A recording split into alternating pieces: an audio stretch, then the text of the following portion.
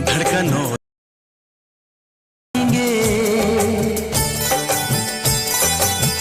अपना बनाएंगे।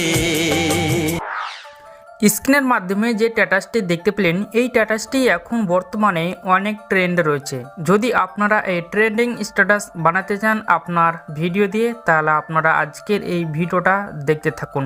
তো চলুন আজকে আমি শুরু করছি যে কিভাবে আপনারা এক ক্লিকের মাধ্যমে এই ধরনের স্ট্যাটাসগুলোকে ক্রিয়েট করতে পারবেন বা বানাতে পারবেন।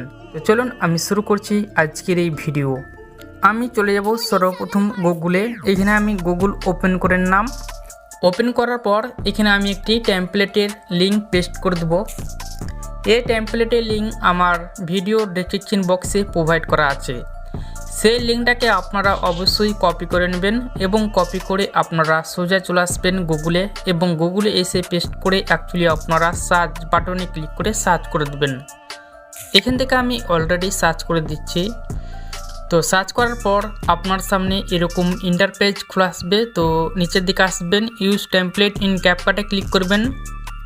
ইউজ টেমপ্লেট ক্যাপকাটে ক্লিক করার পর আপনার সামনে আরেকটি নতুন ইন্টারপেজ খোলা আসবে। তো ইউজ টেমপ্লেটে ক্লিক করবেন।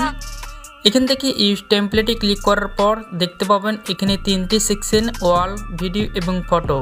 তো এখান থেকে আমি একটি ভিডিওকে সিলেক্ট করে নিচ্ছি। সিলেক্ট করার পর আমি নেক্সট বাটনে ক্লিক করে নেক্সটে ক্লিক করে দেব।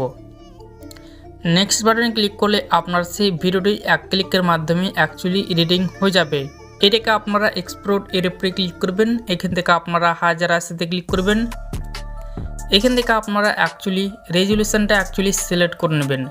এখানে ডান বাটনে ক্লিক করে দেবেন, এক্সপোর্ট উইদাউট ওয়াটারমার্কে ক্লিক করবেন। দেখবেন আপনার স্ট্যাটাসটি কোনো ক্যাপকাটের লোগো থাকবে না। এখানে 100% হয়ে গেলে আমি চলে যাব ক্যাপকাটে। এখান থেকে আমি সেই ক্যাপকাট অ্যাপটাকে ওপেন করে নিচ্ছি। তো এখান থেকে সেই ক্যাপকাট অ্যাপটাকে ওপেন করে নেওয়ার পর এখানে আমি নিউ প্রজেক্টে ক্লিক করব। নিউ প্রজেক্টে ক্লিক করার পর ইতিমধ্যে যে ভিডিওটা আপনারা সেভ করলেন সেই ভিডিওটাকে সিলেক্ট করে নেবেন। এখান থেকে সেই ভিডিওটাকে সিলেক্ট করে আমি অ্যাড বাটনে ক্লিক করে দেব। অ্যাড বাটনে ক্লিক করার পর এই ভিডিও যেটা সাউন্ড থাকবে সেটাকে আমি মিউট করে দেব এবং লাস্টের দিকে চলে আসবো। এই ক্যাপকাটের লোগো থাকবে, এটাকে আমি ডিলিট করে দেব। আবার প্রথম দিকে চলে যাব, এক্সট্রাতে ক্লিক করব এবং এখান থেকে আমি মেন সাউন্ডটাকে অ্যাকচুয়ালি সিলেক্ট করে নেব। তো এখান থেকে এই ভিডিওর সাউন্ডটাকে আমি সিলেক্ট করে নিচ্ছি। তো এখান থেকে সেই সাউন্ডটাকে সিলেক্ট করে নিলাম। নেওয়ার পর এখানে কিন্তু অলরেডি ভিডিও কমপ্লিট হয়ে গেছে।